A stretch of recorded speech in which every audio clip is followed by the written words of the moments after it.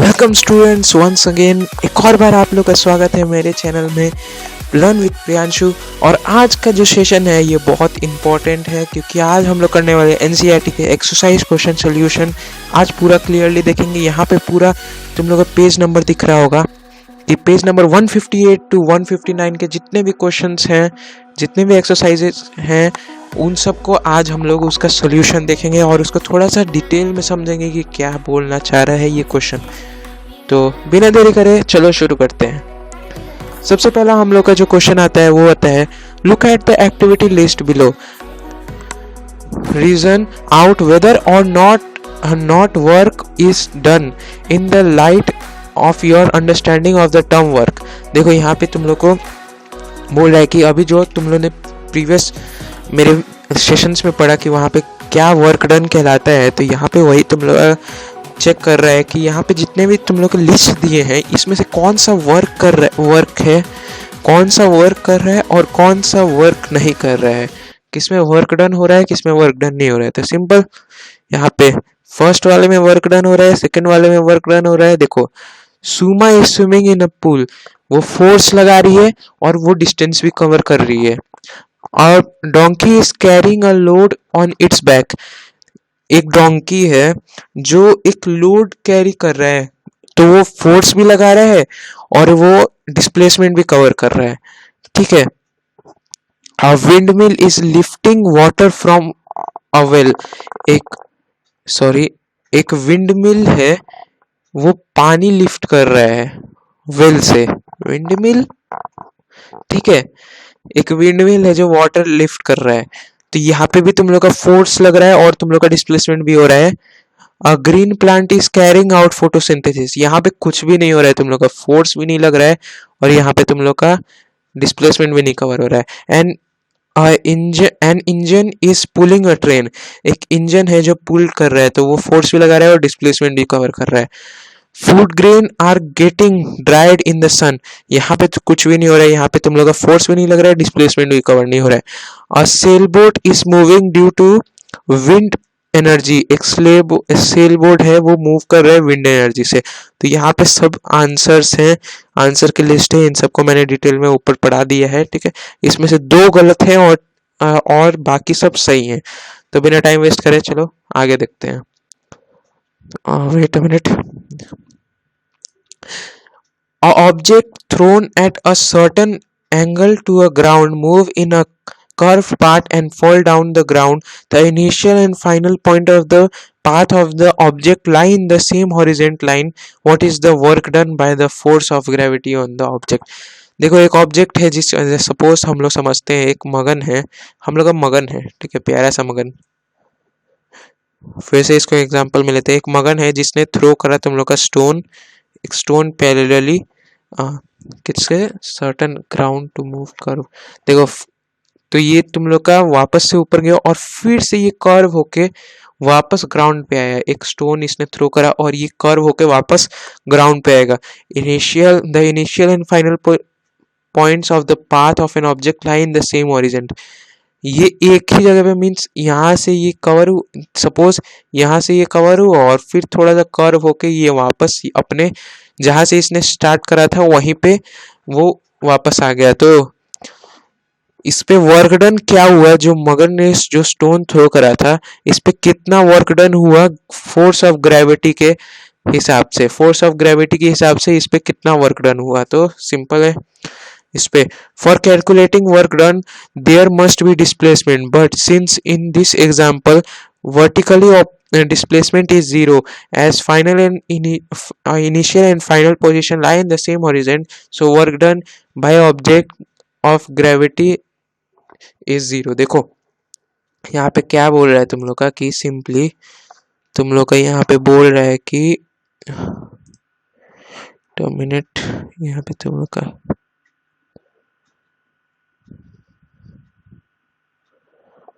Sorry, देखो यहाँ पे मगन है हम लोग का, ठीक है, यहाँ पे कौन है हम लोग का, यहाँ पे हम लोग का मगन है। मगन ने एक स्टोन थ्रो करा, लेकिन वो कुछ हाइट पे जाके फिर से वापस आ गया, वो कुछ हाइट पे जाके फिर से वापस आ गया, जहां से उसने स्टार्ट करा था वहीं पे आ गया। तो तुम लोग को डिस्प्लेसमेंट पता होगा, अगर वो इनिशियल पोजीशन से स्टार्ट करता है और फिर से अगर वो वापस आ जाता है तुम लोग के इनिशियल पोजीशन पे, तो डिस्प्लेसमेंट कितना होता है तुम लोग का? डिस्प्लेसमेंट कितना होता है? वो कितना होता है? वो होता है तुम लोग का 0। तो वही बात तुम लोग का यहाँ पे कह रहा है, सॉरी, अब तुम लोग का बात वही कह रहा है। अब यहाँ पे जो वर्क डन होगा ग्रेविटी का वो होगा 0। कैसे? तो तुम लोग को पता ही है। अब question number 3, a battery lights a bulb, एक बैटरी है जो बल्ब लाइट कर रहा है। Describe the energy changing involves in the process. अब एनर्जी कैसे चेंज हो रहा है, मीन्स इन दिस प्रोसेस कैसे एनर्जी चेंज हो रहा है, क्योंकि जो बैटरी है वो केमिकल एनर्जी हो गया और जिससे वो चेंज हो रहा है वो इलेक्ट्रिकल एनर्जी हो गया। तो कैसे? Chemical energy of battery is changing into heat energy and light energy. जो केमिकल एनर्जी है वो हीट एनर्जी में और लाइट एनर्जी में चेंज हो रहा है, क्योंकि जब बैटरी को तुम लोग कनेक्ट करोगे लाइट से, तो लाइट भी थोड़ा सा हीट प्रोड्यूस करेगा और as compare to light energy भी वहाँ पे क्रिएट होगा। क्योंकि तुम लोग अगर देखते होगे जो फिलामेंट्स वाले बल्ब आते होंगे, जो कांच के बल्ब्स होते हैं, वो बहुत हीट अप हो जाते हैं जब उसमें ज़्यादा हाई वोल्टेज आता है, तो कभी कभार वो खराब भी हो जाता है। इसी प्रोसेस को बोल रहा है तुम लोग का। जो बैटरी से तुम किसी बल्ब को कनेक्ट करते हो तो वो केमिकल एनर्जी से, क्योंकि जो बैटरी होता है उसमें केमिकल्स होते हैं, उसमें जो लिक्विड होता है वो केमिकल होता है, उसी की वजह से वो केमिकल उसमें एनर्जी होता है, केमिकल एनर्जी होता है, और वो हीट एनर्जी में चेंज हो जाता है जब उसको तुम लाइट बल्ब में कनेक्ट करते हो और वो लाइट एनर्जी में आ जाता है। ठीक है, अब आते हैं एक और क्वेश्चन नंबर 4 में। एक मिनट रोको ना तुम लोग। Certain force acting on a 20 kgs mass changing its velocity from y। एक फोर्स किसी ऑब्जेक्ट पे एक्ट हो रहा है जिसका मास है 20 kgs और उसका वेलोसिटी y है 50 मीटर्स पर सेकेंड -1 टू मीटर सेकेंड -1। ठीक है, तो ये तुम लोग का y दे दिया है, वेलोसिटी दे दिया है। Calculate the work done by the object. अब वर्क डन इसका फाइंड करना है, तो work done work done by the object is equals to change in kinetic energy. Work done जो है वो काइनेटिक एनर्जी में इसको इक्वल होता है, चेंज इन काइनेटिक एनर्जी के इक्वल होता है। तो यहाँ पे हम लोग को फॉर्मूला पता है कि E K is equals to half into M V square होता है। तो यहाँ पे जब तुम लोग ये सब करोगे, ये फॉर्मूला पे जब तुम लोग पुट करोगे, तो यहाँ पे जो तुम लोग का जो यहाँ पे जब तुम इसको 2 1 जार और यहाँ पे 10 से इसको कट करोगे तो यहाँ पे 10 आ गया। वेट, यहाँ पे तुम लोग का 10 आ गया, यहाँ पे तुम लोग का 5 का स्क्वायर आ गया 25 और यहाँ पे 2 का स्क्वायर आ गया 4। जब इसको तुम लोग कैलकुलेट करोगे तो यहाँ पे जब तुम लोग 25 में से 4 माइनस करोगे तो यहाँ पे 21 आ गया, और जब इसको मल्टीप्लाई करोगे तो कितना 210 जूल तुम लोग का वर्क डन हुआ। ठीक है, I hope this clear to you.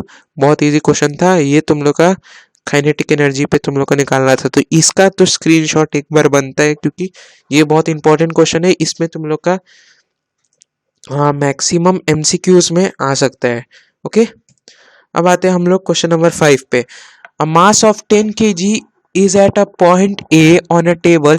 It is moving to a point B. If the line joins A and B in horizon, what is the work done on the object by the gravitational force? Explain your answer.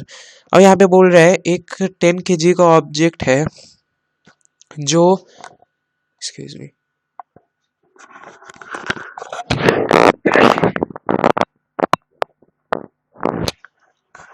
Okay I am fine, excuse me. तो यहाँ पे जो एक object है जिसका मास है 10 kg और वो पॉइंट ए से on a table point A से मूव करता है पॉइंट बी।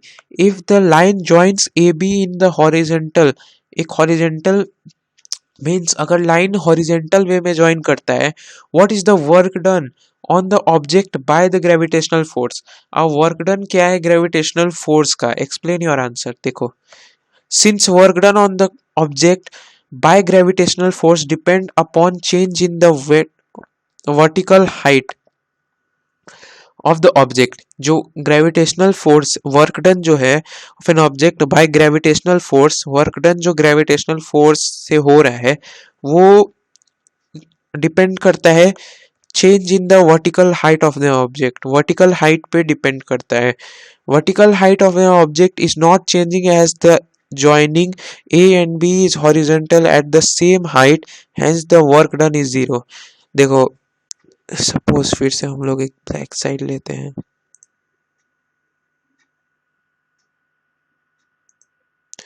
देखो यहाँ पे तुम लोग के पास एक स्लाइड आ गया,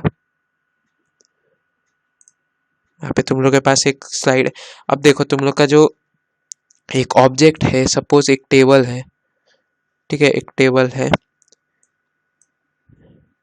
यहाँ पे एक पॉइंट ए है, सपोज एक पॉइंट ए है, और यहाँ पे क्या है, ये पॉइंट बी है। एक ऑब्जेक्ट है जो इसी के अंदर कवर कर रहा है, ठीक है, इसी के अंदर मूव कर रहा है। तो यहाँ पे तुम लोग को पता होगा जो ग्रेविटेशनल होता है जी, स्मॉल जी होता है, वो डिपेंड करता है तुम लोग के वर्टिकल हाइट पे, मीन्स अपवर्ड हाइट पे, ठीक है, क्योंकि अगर अपवर्ड हाइट लगेगा तब जाके ज़्यादा फोर्स लगेगा तुम लोग के ऊपर। तो यहाँ पे जो फोर्स लग रहा है तो यहाँ पे तो वर्टिकल ही लग रहा है, तो सिंपल हो गया ये तो। वेट अ मिनट,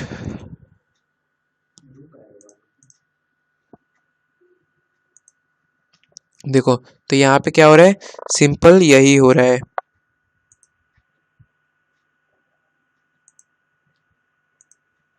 यहाँ पे वही हो रहा है फिर कि मास जो जो यहाँ पे वर्क डन होगा वो होगा zero.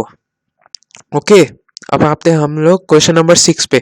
The potential energy of a freely falling object decreases progressively, does the violate the law of conservation of energy, why violet. अब यहाँ पे जो पोटेंशियल एनर्जी है किसी फ्रीली फॉलिंग बॉडी का, वो ऑब्जेक्ट का, वो डिक्रीज कर रहा है प्रोग्रेसली प्रोग्रेसिवली, हमेशा कंटिन्यू में।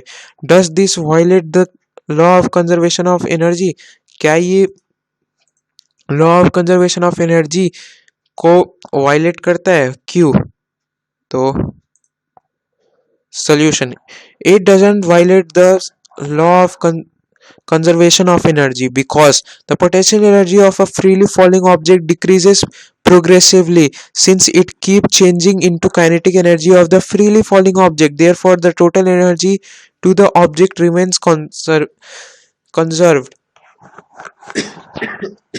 यहाँ पे तुम लोग से बोल रहे हैं कि ये ये जो पोटेंशियल, ये it does not violent the law of conservation, ये वायलेंट नहीं करता है law of conservation of energy, क्योंकि क्योंकि because potential energy of a freely falling object, potential energy किसी फ्रीली फॉलिंग ऑब्जेक्ट का डिक्रीज करता है प्रोग्रेसिवली हमेशा, since it keep changing into kinetic energy, क्योंकि ये हमेशा काइनेटिक एनर्जी में चेंज करते रहता है of the freely falling object, therefore the total energy to the object remain conserved, जो तो इस वजह से जो टोटल एनर्जी होता है किसी ऑब्जेक्ट का वो कंजर्व्ड रहता है। अब आते हैं क्वेश्चन नंबर 7 पे। What is the various energy transformation through that occurs when you ride a bicycle, हम लोग का कौन सा एनर्जी ट्रांसफॉर्मेशन होता है, मतलब चेंज होता है जब हम लोग किसी बाइक साइकिल को राइड करते हैं। तो during riding a bicycle the muscular energy of the rider regrets into heat and mechanical energy, जब हम लोग किसी साइकिल को राइड करते हैं, जो राइडर का जो मस्कुलर एनर्जी होता है वो राइडर रिग्रेट इनटू, ये हीट एनर्जी और मैकेनिकल एनर्जी में प्रोड्यूस हो जाता है, ट्रांसफॉर्म हो जाता है। तुम लोग अगर ज़्यादा बाइक साइकिल चलाते होगे, मैं ज़्यादा बाइक साइकिल चलाता हूँ, तो आई नो द आइडिया, मुझे समझ आ रहा है ये, ठीक है। तो kinetic energy provides a rate to the bicycle and warmth energy heats our body। Mechanical energy, हम लोग के पास मैकेनिकल एनर्जी आता है, तो इस वजह से हम लोग साइकिल को मूव कर पाते हैं। और whereas compare to warm energy, जो हम लोग का हीट एनर्जी प्रोड्यूस हो रहा है, वो हम लोग के बॉडी को हीट अप कर देता है, ये हम लोग के बॉडी को हीट कर देता है। इस वजह से अगर तुम लोग समर सीजन में ज्यादा बाइसिकल चलाते होगे, तो उस समय तुम लोग को एक्सेसिव तुम लोग को स्वेटिंग होता है, और तुम लोग को बहुत मीन्स बहुत हॉट फील होता है, गर्मी लगता है, और वो वाला हॉट नहीं, ठीक है। एक्सक्यूज मी, कि तुम लोग हॉट हो ये नहीं, वही हॉट फील होता है। किस वजह से हॉट फील होता है? इसी वजह से हॉट फील होता है जब तुम लोग बाइसाइकिल चलाते हो। जैसे mechanical energy, muscular energy is equal to mechanical plus heat energy. अब आता है हम लोग का question number 8। Does the transfers of energy take place when you push a huge rock with all your might and fail to move it? Where is the energy you spend gone? Excuse me, देखो यहाँ पे बोल रहा है कि एक हम लोग का सपोज एक और बार आते हैं हम लोग। देखो एक स्टोन है, ठीक है, इसको एक मगन है, हम लोग का मगन है, जो इसको कंटिन्यू पुश कर रहा है। ये बहुत बड़ा स्टोन है, ठीक है, बहुत बड़ा स्टोन है। सपोज इसका मास 100 kgs है, ये इसको बहुत पुश कर रहा है, लेकिन ये मूव नहीं कर पा रहा है, ये थोड़ा सा भी, इतना तक भी नहीं हिला, इतना तक भी नहीं हिला। तो जो एनर्जी है वो कहाँ चली गई? जो हम लोग ने एनर्जी लगाई थी, तो वो कहाँ चली गई? तो वेट अ मिनट,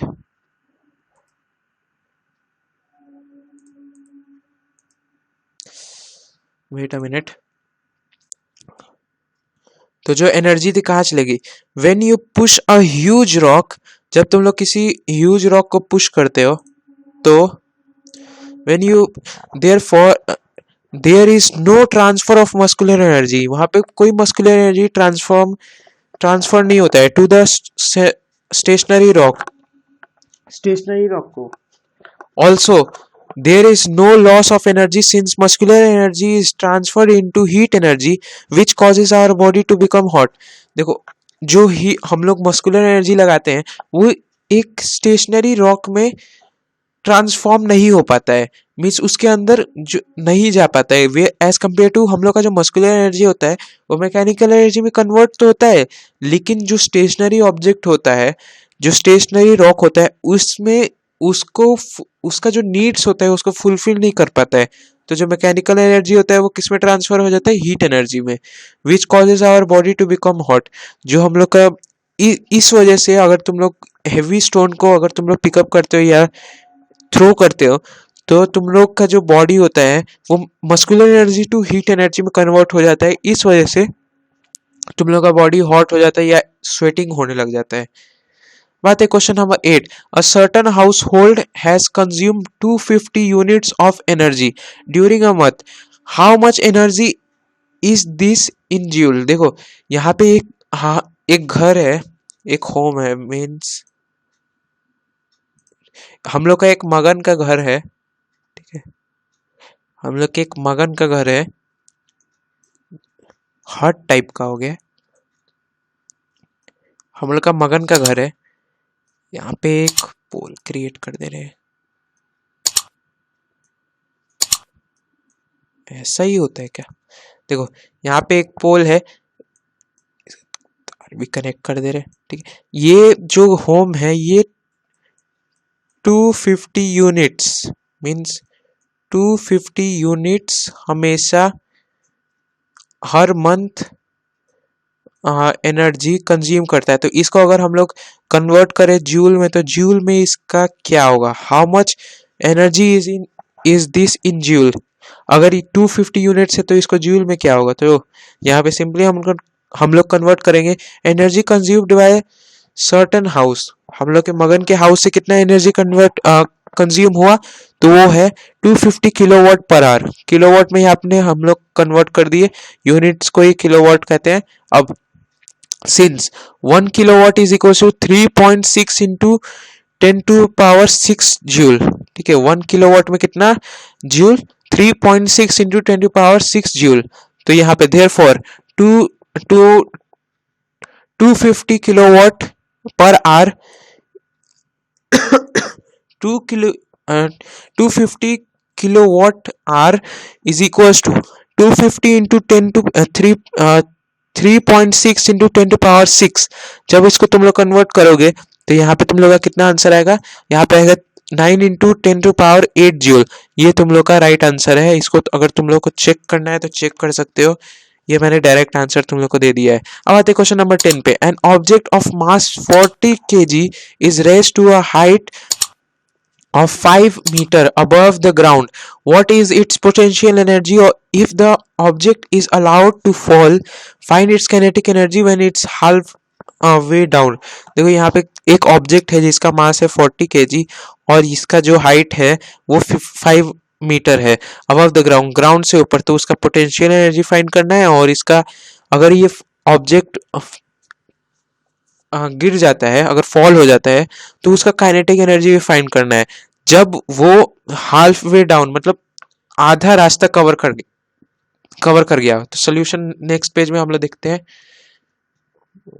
वेट, देखो यहाँ पे जो सोल्यूशन है हम लोग का आएगा, पोटेंशियल एनर्जी पता है तुम लोग को, P is equal to M into G into H। यहाँ पे जब तुम लोग निकालोगे 40 is equals to 40 into 5 into H, क्योंकि तुम लोग के पास मास है, G का वैल्यू है और H का वैल्यू भी है, नहीं मींस H का वैल्यू है तुम लोग के पास, G का वैल्यू तुम लोग यहाँ पे 10 ले सकते हो, क्योंकि मैंने तुम लोग को प्रीवियस सेशंस में बताया था कि तुम लोग G का वैल्यू 10 ले सकते हो। तो यहाँ पे मैंने जब पुट करा तो यहाँ पे 2000 जूल्स आ गया। When the object is half way down the height of the object is 2.5 meter, ठीक है। अगर कोई ऑब्जेक्ट है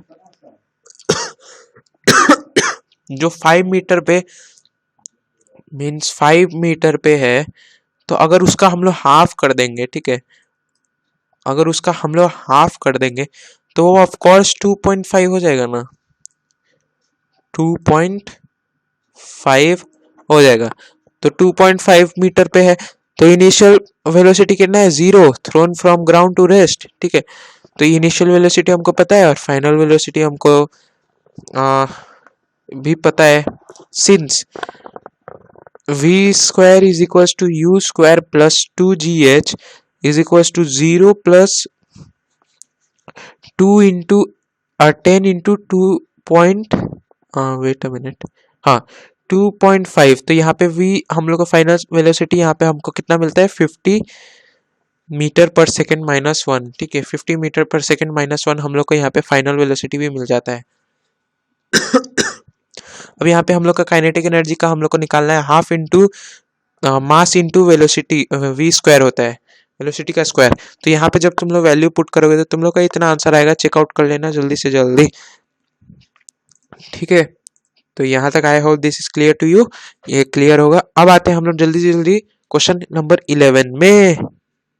अब क्वेश्चन नंबर 11 में, what is the work done by the force of gravity on a satellite moving round the earth, justify your answer. देखो work done क्या होगा जब कोई सैटेलाइट है जो अर्थ के अराउंड मूव कर रहा है, ये अर्थ हो गया सपोज, और एक ये यहाँ पे सैटेलाइट हो गया, ये सैटेलाइट हो गया। अब ड्राइंग पे मत जाना, तो हम लोग से बेटर है, यहाँ पे हम एक सैटेलाइट होगा जो अर्थ के अराउंड ही मूव कर रहा है। तो यहाँ पे तो तुम लोग का 0 डिस्प्लेसमेंट हो रहा है। डिस्प्लेसमेंट क्या, जहां से जो सैटेलाइट है उसका इनिशियल पोजीशन क्या है, उसका इनिशियल पोजीशन यही है, और फाइनल पोजीशन भी क्या है, फाइनल पोजीशन भी क्या है, यही है।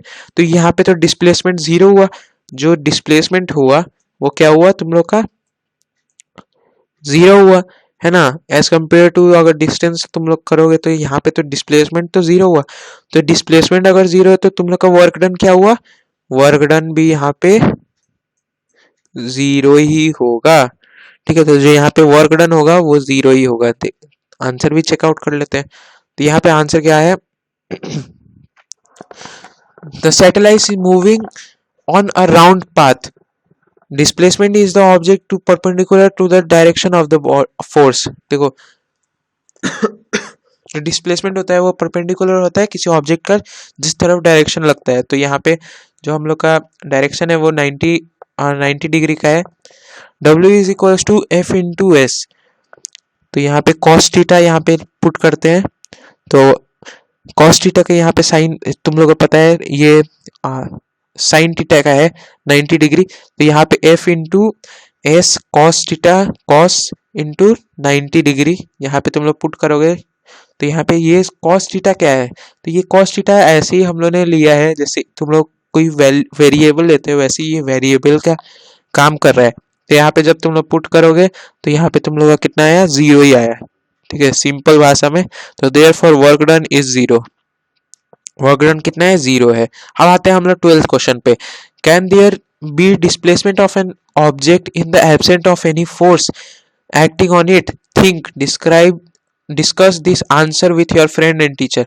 कोई ऑब्जेक्ट है, अगर वहां पे डिस्प्लेसमेंट कोई ऑब्जेक्ट कर सकता है इन the absent of any force acting on it, कोई फोर्स वहां पे उस पे एक्ट नहीं हो रहा है। तो अगर तुम लोग को लगता है तो इसको डिस्कस करो अपने फ्रेंड के साथ और टीचर के साथ। तो मैं हूँ, तो यहाँ पे हम लोग आंसर देखते हैं, नो।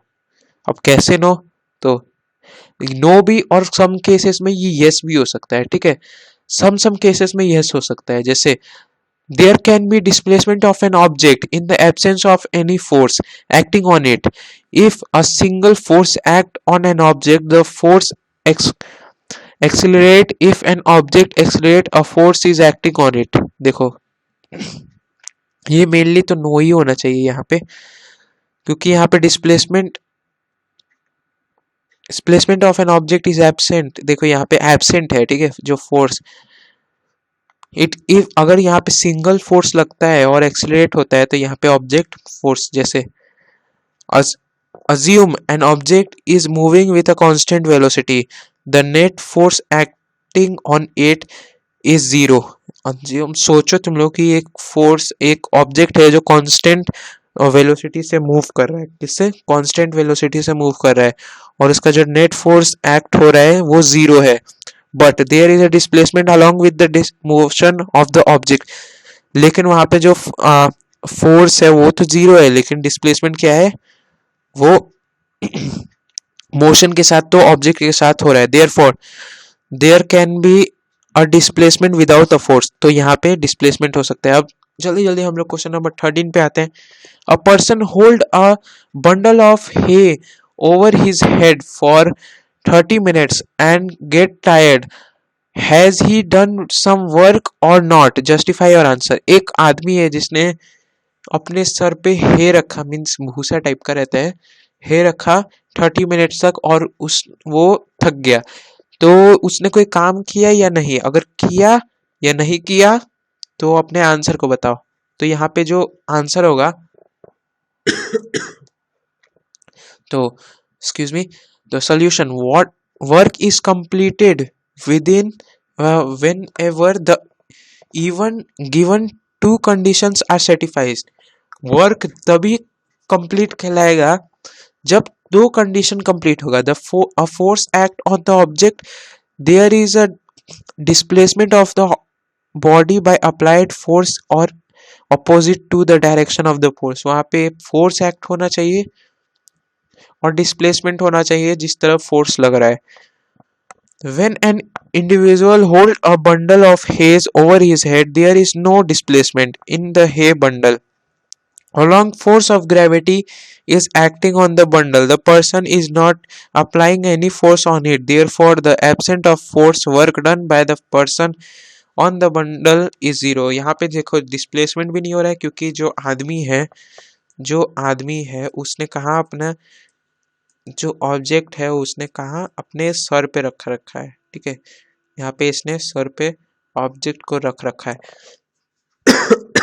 ऑब्जेक्ट को रख रखा है, तो यहाँ पे डिस्प्लेसमेंट भी नहीं हो रहा है, एस भी यहाँ पे नहीं हो रहा है, और जो फोर्स है, फोर्स, तो यहाँ पे जो तुम लोग का फोर्स ऑफ ग्रेविटी लग रहा है, कौन सा, स्मॉल जी लग रहा है, तो यहाँ पे स्मॉल जी लग रहा है, और जो आदमी का फोर्स तो नहीं लग रहा है, तो यहाँ पे जो पर्सन का फोर्स होगा वो भी यहाँ पे जीरो होगा, क्या होगा, जीरो होगा, तो यहाँ पे जो वर्क डन होगा वो भी जीरो होगा। Simple, very easy, this was very easy question. अब आते हैं क्वेश्चन नंबर 14 पे। An electric heater is rated 1500 what, how much energy does it use in 10 hours. देखो यहाँ पे एक इलेक्ट्रिक हीटर है अभी के समय तो और हीटर यूज होते हैं, तो एक इलेक्ट्रिक हीटर है जो कितना इलेक्ट्रिसिटी कंज्यूम करता है, तो वो है 1500 वॉट का इलेक्ट्रिसिटी कंज्यूम करता है। तो how much energy does it use in 10 hours, एक घंटा में 10 घंटा में ये कितना एनर्जी यूज करेगा। तो सिंपल है,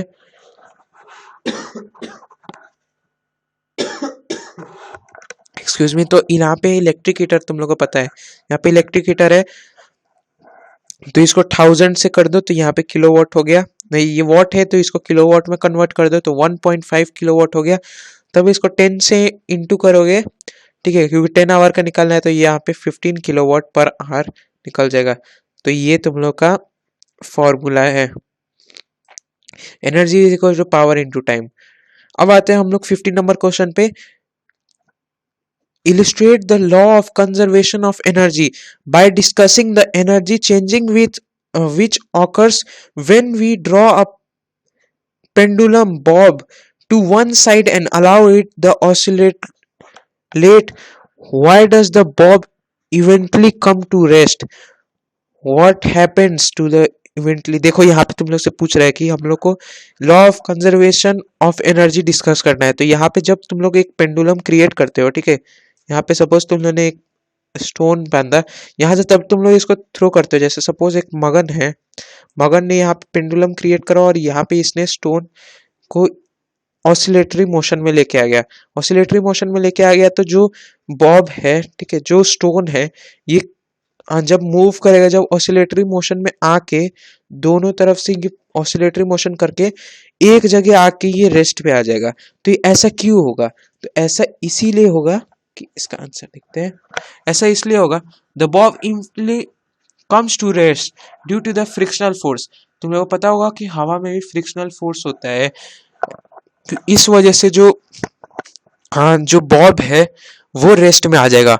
offered by the air and rigid support holding the thread, और जो सपोर्ट है तुम लोग का, जो हैंड, जो मगन का हैंड है, वो एक रेजिस्ट क्रिएट करता है और थ्रेड पे। तो यहाँ पे जो थ्रेड है वो भी यहाँ पे जो फोर्स लगाएगा तुम लोग के बॉब पे, और फ्रिक्शनल फोर्स तो अलग से लग ही रहा है।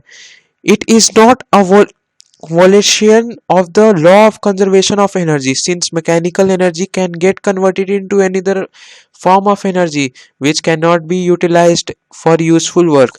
This loss of energy is called dissipation of energy। देखो यहाँ पे जो पूछ रहा है ये वायलेशन नहीं है law of conservation of energy के, यहाँ पे मैकेनिकल एनर्जी है जो कन्वर्ट हो रहा है, convert into another form of energy, किसी और फॉर्म ऑफ एनर्जी में कन्वर्ट हो रहा है जो यूजफुल नहीं है, जो यूजफुल नहीं है। This loss of energy is called, इसी लॉस ऑफ एनर्जी को कहते हैं हम लोग डिसिपेशन ऑफ एनर्जी। ठीक है, ये आई होप दिस इज क्लियर। इसके बारे में डिटेल में नहीं पढ़ेंगे, ये मैंने प्रीवियस वीडियो में पढ़ा दिया है, यहाँ पे आई बटन पे लिंक आ रहा है, जाके चेकआउट कर लो। क्वेश्चन नंबर 16 पे आते हैं। N object of mass m is moving with a constant velocity v, how much work should be done on the object in order to bring the motion object to rest। कितना, एक object है जिसका मास m है, ठीक है, m है और velocity v से ट्रेवल कर रहा है, वेलोसिटी v से कांस्टेंट वेलोसिटी से ट्रेवल कर रहा है, तो इस पे कितना वर्क डन हो कि ये ऑब्जेक्ट रेस्ट पे आ जाए। तो simple solution, in order to bring the क्या बोल रहा हूं मैं, ठीक है, In order to bring the object to rest, the work done must be equal to the kinetic energy of the moving body. अगर किसी ऑब्जेक्ट को हम लोग को रेस्ट में लेके आना है, किसी ऑब्जेक्ट को हम लोग को अगर रेस्ट पे लेके आना है, तो जो उस पे वर्क डन हो रहा है ना, नहीं, जो उस पे काइनेटिक एनर्जी एक्ट हो रहा है, उतना ही हम लोग को वर्क डन भी उस पे करना होगा. जब तक उस पे वर्क डन नहीं कम इक्वल होगा, जो वर्क डन हम लोग अप्लाई करेंगे वो इक्वल नहीं होगा, तब तक जो ऑब्जेक्ट है वो मूवी करते रहेगा और रेस्ट में नहीं आएगा. अगर उस पे अगर इक्वल हम लोग वर्क डन लगा देंगे, जितना हम लोग फोर्स लगाएंगे, वर्क डन लगाएंगे, तो वो जो ऑब्जेक्ट है वो रेस्ट पे आ जाएगा. ठीक है, जैसे काइनेटिक एनर्जी का तुम लोग को फॉर्मूला पता है ये. ठीक है, अब 17 नंबर क्वेश्चन पे आते हैं. आई होप 17 नंबर क्वेश्चन पे आते हैं. Calculate the work required to be done to stop a car of 1500 kg moving at a velocity of 6 kilometer per hour. एक कार है, उसको उस पे कितना वर्क रिक्वायर्ड होगा, वर्क डन रिक्वायर्ड, कितना वर्क उस पे होना चाहिए कि वो रुक जाए, स्टॉप हो जाए, रेस्ट में आ जाए. ठीक है, तो यहाँ पे अरे रुको रुको रुको रुको, हाँ ये रहा. तो यहाँ पे सिंपल सा आंसर है, given data the mass of body 1500 kg है. मास कितना है तुम लोग का 1500, वेलोसिटी कितना है 60 किलोमीटर पर आवर. ठीक है, तो यहाँ पे जब तुम लोग इसको फाइंड करोगे तो 60 इंटू 1000 मीटर बाय, यहाँ पे तुम लोग का टाइम भी निकल गया. तो यहाँ पे जब तुम लोग का जो वेलोसिटी निकलेगा वो निकल जाएगा यहाँ पे तुम लोग का 50/3 meter per second. The work required to stop the moving car is equal to change in kinetic energy. जो वर्क तुम लोग का रिक्वायर्ड है तो वो इक्वल टू चेंज, जितना चेंज हो रहा है काइनेटिक एनर्जी, जो पोटेंशियल एनर्जी से काइनेटिक एनर्जी में चेंज हो रहा है, तुम लोग का जो बॉडी है जिसका एनर्जी चेंज हो रहा है, तो उतना ही वर्क तुम लोग का रिक्वायर्ड होगा स्टॉप करने के लिए. वो इक्वल होना चाहिए, जितना तुम लोग का वर्क हो रहा है वो इक्वल होना चाहिए. तो काइनेटिक एनर्जी का तुम लोग को फॉर्मूला पता है, half into M V square. तो यहाँ पे जब तुम लोग इसका वैल्यू पुट करोगे, क्योंकि तुम लोग के पास यहाँ पे वेलोसिटी भी निकल गया है, फाइनल वेलोसिटी जो है वो है 50/3, तो इसका जब स्क्वायर करोगे तो यहाँ पे तुम लोग का आंसर निकल जाएगा. तो यहाँ पे तुम लोग का नेगेटिव में वैल्यू आएगा. अब नेगेटिव में क्यों आएगा, क्योंकि तुम लोग अगेंस्ट, तुम लोग जैसे कोई ऑब्जेक्ट मूव करके आ रहा है, कोई ऑब्जेक्ट मूव करके आ रहा है, तो उसके फ्रंट में तुम लोग लगा रहे हो, तो वो जो ऑब्जेक्ट है वो रिटार्डेशन ही करेगा, क्योंकि तुम लोग यहाँ से वर्क डन कर आ रहे हो और यहाँ से कोई ऑब्जेक्ट मूव कर रहा है, तो वो ऑब्जेक्ट जो है वो रिटार्डेशन करेगा. इस वजह से जो उसका वैल्यू होगा वो नेगेटिव में आ जाएगा. आई होप दिस इज क्लियर. अब आते हैं हम लोग क्वेश्चन नंबर 18 पे.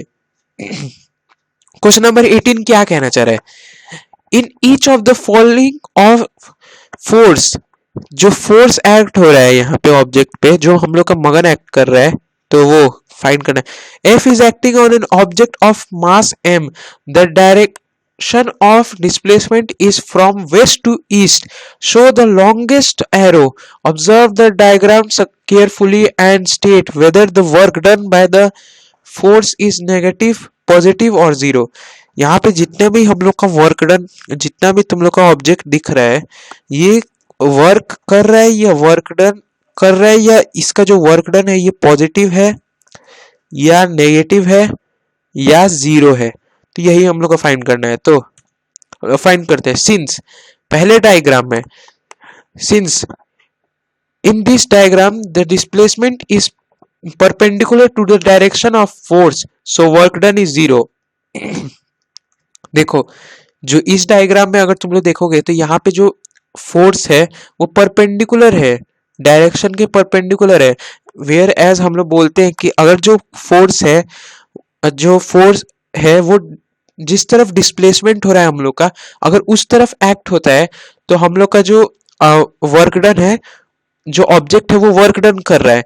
लेकिन यहाँ पे तुम लोग देख सकते हो जो फोर्स है वो परपेंडिकुलर है अपने डिस्प्लेसमेंट के, तो यहाँ पे जो ऑब्जेक्ट है ये वर्क डन नहीं कर रहा है, तो पहला वाला हम लोग का रिजेक्ट हो गया. दूसरा वाला क्या है, since in this diagram displacement is in the direction of force, so work done is positive. देखो अब जो सेकंड डायग्राम हो गया तुम लोग का, सेकंड डायग्राम में क्या बोल रहा है कि जिस तरफ तुम लोग का फोर्स एक्ट हो रहा है उसी तरफ तुम लोग का डिस्प्लेसमेंट है। जिस साइड तुम लोग का फोर्स और एक्ट हो रहा है उसी साइड तुम लोग का ऑब्जेक्ट जो है वो डिस्प्लेसमेंट कवर कर रहा है। इसी वजह से जो तुम लोग का यहाँ पे वर्क डन होगा वो पॉजिटिव होगा एज कंपेयर टू इसमें तो नेगेटिव ही होगा। ठीक है, देख लेते हैं नेगेटिव क्यों होगा।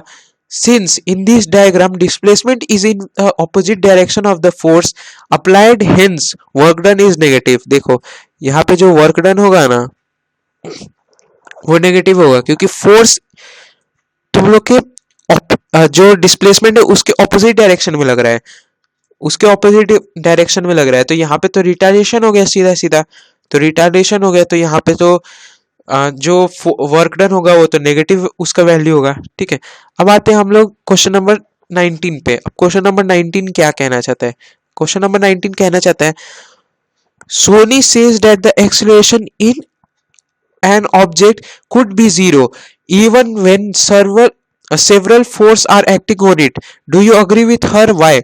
देखो सोनी है, एक लड़की है जो बोल रही है कि एक्सीलरेशन जो है वो जीरो हो सकता है। अगर जीरो हो सकता है कैसे, अगर फिर भी अगर उस पर कोई फोर्स एक्ट कर रहा है तब भी वो जीरो हो सकता है। अगर ये सही है तो इसके बारे में बताओ, अगर गलत है तो कैसे गलत है। तो yes, we agree with her statement, हम लोग एग्री करते हैं कि वो सही है। क्यों सही है, तो when many balanced force act on the object its displacement becomes zero। जब बैलेंस फोर्स एक्ट होता है, तुम लोगों को पता होगा जो हम लोगों ने फोर्थ चैप्टर में पढ़ा था कि अगर इक्वल अमाउंट ऑफ फोर्स यहां से एक्ट हो रहा है, तुम लोग का कैसा equal amount of force act हो रहा है, जैसे यहाँ पे 5 न्यूटन, ठीक है, इस एंगल से हम लोग का मगन 5 न्यूटन लगा रहा है और इस एंगल से कोई और 5 न्यूटन का फोर्स लगा रहा है। तो यहाँ पे जब तुम लोग यहाँ पे कैंसिल करोगे तो यहाँ पे कितना न्यूटन का फोर्स लग रहा है, तो 0 न्यूटन का यहाँ पे फोर्स लग रहा है। तो 0 न्यूटन का फोर्स लग रहा है तो यहाँ पे बैलेंस फोर्स हो गया सिंपल सा। तो यहाँ पे displacement balance force act on the object and become 6। तो बैलेंस फोर्स एक्ट होता है तो यहाँ पे ऑब्जेक्ट वो डिस्प्लेसमेंट जो होता है वो 0 हो जाता है। ठीक है, अब आते हैं हम लोग सेकंड लास्ट क्वेश्चन में इस सेशन के। सेकंड लास्ट क्वेश्चन में क्या बोल रहा है तुम लोग का, सेकंड लास्ट क्वेश्चन में बोल रहा है कि find the energy in kilowatt hour consumed in 10 hours bye 4 devices of power 50 what each. देखो यहाँ पे तुम लोग को फाइंड करना है किलोवाट आवर एक ऑब्जेक्ट है जो 50 वॉट, 4 डिवाइसेज है जो 50 वॉट के कंज्यूम कर रहा है एनर्जी 10 घंटा में। तो यहाँ पे सिंपली तुम लोग करोगे energy is equal to power into time, तो 4 इंटू 500 कर दोगे और इंटू 10 कर दोगे क्योंकि यहाँ पे तुम लोग का टाइम दिया है। तो यहाँ पे 20,000 वॉट आर हो जाएगा। तो यहाँ पे जब तुम लोग इसको कन्वर्ट करोगे किलोवाट में तो यहाँ पे 20 किलोवाट आर हो जाएगा। अब आते हैं हम लोग के सेशन के लास्ट क्वेश्चन पे। तो लास्ट क्वेश्चन है a freely falling object eventually stops on reaching the ground, what happens to its kinetic energy. एक फ्रीली फॉलिंग बॉडी है जो ग्राउंड पे आके एक्सट्रीम एकदम से स्टॉप हो जाता है, तो उसके काइनेटिक एनर्जी के साथ क्या होता है। तो a freely falling body eventually stops on reaching the ground, since on striking the ground its kinetic energy is transmitted to the ground। देखो अगर कोई ऑब्जेक्ट है जिसको मगन ने थ्रो करा, ये जाके तुम लोग का ग्राउंड पे पुट हुआ, तो ये पहले काइनेटिक एनर्जी में, पहले इसमें क्या था, काइनेटिक एनर्जी था, पहले इसमें काइनेटिक एनर्जी था। तो जब ये जो रोड है या जो ग्राउंड है इसको हिट करेगा तो जो काइनेटिक एनर्जी होगा वो ग्राउंड एब्जॉर्ब कर लेगा। जितना उसने एनर्जी उस पे लगाया तो ये एनर्जी जो है इसने ग्राउंड ने एब्जॉर्ब कर लिया। तो जो काइनेटिक एनर्जी है वो तो ग्राउंड में चला गया, वो कहीं नहीं जाता है, वो ग्राउंड में चला जाता है। तो here we come at the last slide, second last slide. तो आज हम लोग की, जैसे तुम लोग को चैनल के लास्ट में पता है, तुम लोग को हमेशा हम लोग मोटिवेशनल क्विट्स रखते हैं। तो यहाँ पे मोटिवेशनल एक क्विट है, जैसे if you are not happy somewhere walk away, you are not a tree. अगर तुम किसी चीज से खुश नहीं हो तो वहां से तुम लोग हट जाओ, तुम लोग एक पेड़ नहीं हो, ठीक है। अगर तुम लोग को किसी चीज में मन नहीं लग रहा है तो वो छोड़ दो, क्योंकि अपने पेरेंट्स से बोल दो कि तुम लोग को अच्छा नहीं लग रहा है तो यह नहीं करना है, वहां से हट सकते हो, लेकिन क्योंकि तुम लोग ट्री नहीं हो। तो हम लोग आ गए end of the slide, end of the session. अगर तुम लोग को कोई सी भी क्वेरी हो, कोई सी भी डाउट हो तो तुम लोग कमेंट बॉक्स में डाल सकते हो, और मैं इसका नोट्स प्रोवाइड कर दूंगा तुम लोग के टेलीग्राम ग्रुप पे। मैंने नीचे टेलीग्राम ग्रुप का पेज का लिंक दिया है, और इंस्टाग्राम पेज का लिंक दिया है, इंस्टाग्राम पे भी हूँ मैं। और मैं तुम लोग से एक और बोलूँगा कि इससे जो प्रीवियस वीडियोस है इसको जाके चेकआउट कर लो। और मैं इसके नेक्स्ट वीडियो जो बनाऊंगा वो होगा साउंड पे, फुल एक्सप्लेनेशन वीडियो पे, वो जल्दी ही अपलोड हो जाएगी मेरे चैनल पे। इसी के साथ stay safe, stay healthy, thanks for watching.